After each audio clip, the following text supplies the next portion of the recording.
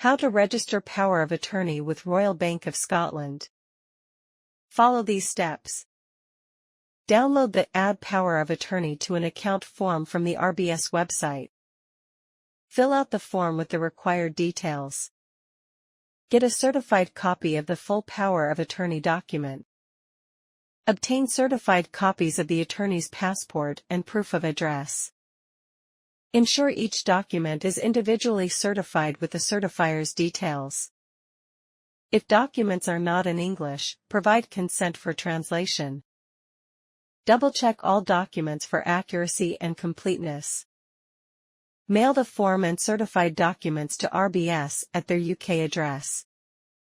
Wait for up to 28 working days for processing. Contact RBS customer service if you need updates or assistance. Thanks for watching.